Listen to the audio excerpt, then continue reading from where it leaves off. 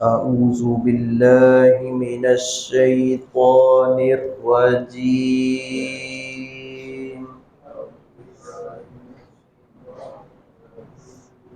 بسم الله الرحمن الرحيم.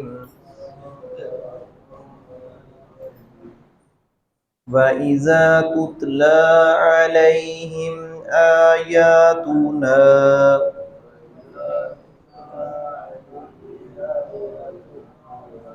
آياتنا بينات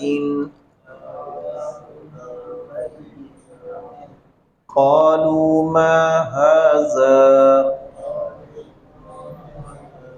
إلا رجل يريد أن يصدكم عما كان يعبد آباؤكم وقالوا ما هذا إلا إفك مفترى وقال الذين كفروا للحق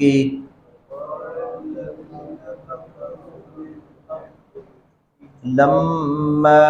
جاءهم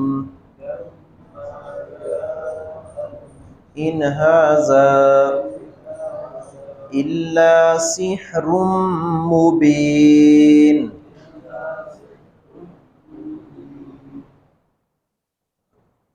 اللہ رب العزت نے رسول اکرم صلی اللہ علیہ وسلم کی تکذیب کرنے والوں اور آپ پر نازل ہونے والا خالق کائنات کا جو کلام ہے اس کی تکذیب اور تردید کرنے والوں کا تذکرہ تفصیل کے ساتھ بیان کیا ہے پچھلی آیات میں بھی، کہ اللہ رب العزت ان کا رزق تنگ بھی کرتا ہے، اللہ رب العزت ان کو رزق وافر مقدار میں بھی دیتا ہے،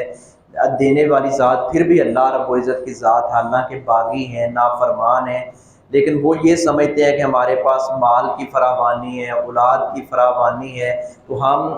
خوش الحال ہیں اور ہم خوش قسمت ہیں۔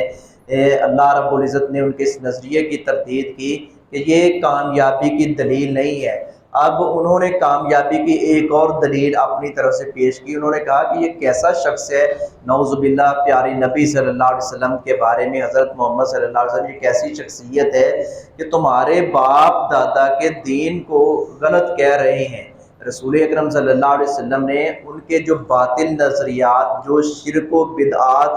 ان کے دل و دماغ کے اندر جو اندھیرے بھرے ہوئے تھے ان کا پوسٹ مارٹم کیا ہے، اور بڑی حکمت اور دانائی کے ساتھ، بڑی بصیرت کے ساتھ لوگوں کو اللہ رب العزت کے راستے کی طرف بلایا ہے اور ان کو دعوت دی ہے کہ یہ تمہارے ذرہ برابر بھی نفع نقصان کے مالک نہیں ہے۔ بے شک کوئی بھی ہستی ہو وہ تمہارے نفع نقصان کے مالک نہیں ہے، مالک اللہ رب العزت کی ذات ہے۔ قبر والے کو، قبر کی ڈیری کو، یا قبر کے اندر جو پڑا ہوا ہے، یا کوئی مورتی ہے، کوئی پتھر ہے، کوئی مجسمہ ہے، کوئی تصویر اور تمثیل ہے، کسی کو بھی آپ آڑے لیتے ہیں اور اس کو آڑ بنا کر اور سمجھتے ہیں کہ یہ اللہ رب العزت کیا سفارشی ہیں، ان باتوں کی کلام اللہ میں جگہ جگہ میں اللہ رب العزت نے تردید کی ہے کہ یہ شرک ہے اور یہ ناقابل معافی جرم ہے۔ اگر شرک کی حالت میں موت آ گئی تو اللہ رب العزت معاف نہیں کرے گا۔ تو انہوں نے کہا یہ کیسی شخصیت ہے محمد صلی اللہ علیہ وسلم، خود اپنی طرف سے ایک کلام بنا کر لاتے ہیں اور پھر کہتے ہیں یہ اللہ رب العزت کی طرف سے نازل ہوا ہے۔ یہ تو نعوذ باللہ جادو ہے، کبھی جھوٹ کہا کبھی جادو کہا۔ تو اللہ رب العزت نے فرمایا کہ یہ کافر غلط ہیں، ان کے سامنے جو آیات پڑھی جاتی ہیں یہ سن کر، آیات سن کر، واضح دلائل سن کر بھی اس طرح کی غلط باتیں کرتے ہیں۔ اور دلیل کیا دیتے ہیں؟ ان کے پاس ایک ہی دلیل ہے کہ جی ہمارے بڑے کرتے آئے ہیں۔ یہ تو کوئی دلیل نہیں ہے کہ جی ہمارے بڑے کرتے آئے ہیں۔ بڑوں کی طرف وحی نہیں آتی، وحی ایک ہی بڑے کی طرف آئی ہے، انبیاء کرام کی طرف وحی آتی ہے اور پھر وحی کا سلسلہ بند ہو چکا ہے رسول اکرم صلی اللہ علیہ وسلم پر، اور آپ سب سے بڑے ہیں، آپ سے بڑی شخصیت اس کائنات میں کوئی نہیں آئی۔ تو نبی اکرم صلی اللہ علیہ وسلم کی ذات جس طرح ہمارے لیے قابل احترام ہے، جس طرح اسی طرح آپ کی بات بھی قابل احترام ہے، جس طرح آپ کی ذات آخری ہے اسی طرح آپ کی بات بھی آخری ہے۔ آپ کی بات کے مقابلے میں باپ دادا کی بات دین نہیں بن سکتی، وہ نہیں چل سکتی۔ جیسا کہ بر صغیر پاک و ہند کے کبار علماء اور شیخ کے مشائخ، شیخ المشائخ جنہیں خالد شیخ القل سید نذیر حسین محدث دہلوی رحمہ اللہ، ان کے سامنے کوئی شخص لا کر کہتا دیکھو جی مسئلہ تو ایسے ہے مگر ہم فلاں امام کے مقلد ہیں یا پیروکار ہیں یا ہم فلاں کے بیعت ہوئے ہیں، وہ بڑی خوبصورت بات ارشاد فرمایا کرتے تھے، بھائی سنیں آپ بڑے ہیں مجھ سے، آپ کے دادا بڑے ہیں، فلاں بڑے ہیں، وہ اس سے وہ بڑے ہیں، وہ بڑے ہیں، لیکن رسول اللہ سے بڑا کوئی نہیں ہے۔ جب رسول اللہ صلی اللہ علیہ وسلم کا دین آ گیا، آپ کی بات آ گئی، اللہ رب العزت کا کلام آ گیا اور پیارے نبی صلی اللہ علیہ وسلم کی زبان سے وہ الفاظ جاری ہوئے، تو پھر اس کے مقابلے میں اس طرح کے ٹکسلے اور اس طرح کی باتیں کہ باپ دادا ایسے کرتے آئے ہیں، باپ دادا غلطی کر سکتے ہیں، ان سے غلطی ہو سکتی ہے، کیونکہ ان کی طرف وحی نہیں آتی، وحی رسول اللہ صلی اللہ علیہ وسلم کی طرف آتی تھی۔ وَإِذَا تُتْلَىٰ عَلَيْهِمْ، اور جب تلاوت کی جاتی ہے ان پر، آیاتنا ہماری آیتیں، بینات واضح، اور ایسی آیات ہیں جو واضح ہیں، جس میں اللہ رب العزت نے نکھیڑا کیا ہے، حق اور باطل کی تمیز کی ہے، مچھر کی مثال دے کر، مکھی کی مثال دے کر، پچھلی قوموں کے واقعات بیان کر کے اللہ رب العزت نے واضح کر دیا ہے۔ کتنے خوبصورت انداز میں اللہ رب العزت نے توحید اور اپنی وحدانیت کا تعارف کروایا ہے، کتنے خوبصورت انداز سے پیارے نبی صلی اللہ علیہ وسلم کو بطور چیف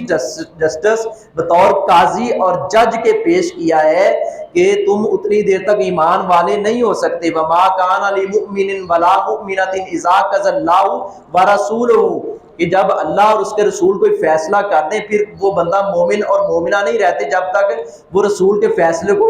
تسلیم نہ کر لے، آپ کو جج نہ مان لے، آپ کو فیصل تسلیم نہ کر لے۔ تو اللہ رب العزت اس قدر یہ آیتیں واضح طور پر نازل فرمائی ہیں، تو پھر بھی وہ کہتے تھے قالوا، تو وہ کہتے ہیں ما ھذا نہیں ہے یہ الا مگر رجل ایک ایسا آدمی یرید جو چاہتا ہے ان یصدکم یہ کہ روک دے تمہیں۔ اب یہ سارے جاہل پیارے نبی صلی اللہ علیہ وسلم کے بارے میں کہہ رہے ہیں کہ یہ تو ایک ایسا شخص ہے نعوذ باللہ جو تمہیں روکنا چاہتا ہے، کس چیز سے؟ اما کان یعبد، ان سے کہ جن کی تم عبادت کرتے ہو، آباؤکم تمہارے باپ دادا۔ دیکھو جو تمہارے باپ دادا ان کی عبادت کرتے آئے ہیں، یہ ایسی شخصیت ہے، یہ آ کر روک رہے ہیں۔ اب دیکھیں باپ دادا کو نبی صلی اللہ علیہ وسلم کے مقابلے میں پیش کیا جا رہا ہے، باپ دادا ان مشرکین کے ہوں یا باپ دادا میرے اور آپ کے ہوں، پیارے نبی صلی اللہ علیہ وسلم کے مقابلے میں سب کی بات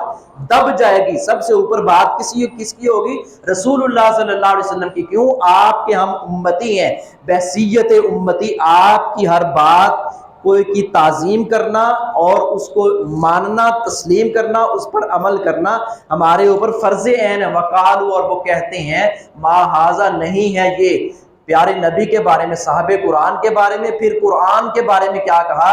نہیں ہے یہ قرآن الا افک، مگر ایک جھوٹ مفترا، گڑا ہوا۔ نعوذ باللہ یہ قرآن بھی جھوٹ ہے، یہ گڑا ہوا ہے، یہ افسانہ ہے، نعوذ باللہ۔ وقال الذین، اور کہا ان لوگوں نے جنہوں نے کفروا کفر کیا، للحق کی، حق کی بابت، حق کے بارے میں ان لوگوں نے کہا، لما جاءہم، جب وہ آیا ان کے پاس، ان ھذا نہیں ہے یہ، حق کے بارے میں کہہ رہے ہیں کہ یہ کچھ بھی نہیں ہے، الا سحر مبین، مگر جادو ہے بالکل واضح۔ تو اللہ رب العزت نے ان کے اس نظریے کی تردید کی ہے کہ تم سارے غلط ہو، یہ کلام اللہ بھی درست ہے اور جس ہستی پر نازل ہوا ہے وہ شخصیت بھی با کردار اور بے مثل اور بے مثال شخصیت ہے۔ آپ کی رسالت نبوت کو تسلیم کرو گے، آپ کو مرشد، ہادی، راہبر، رہنما مانو گے، قرآن پر ایمان لاؤ گے، تو تب ہی کامیابی ممکن ہے۔ وما علیہ الا البلاغ۔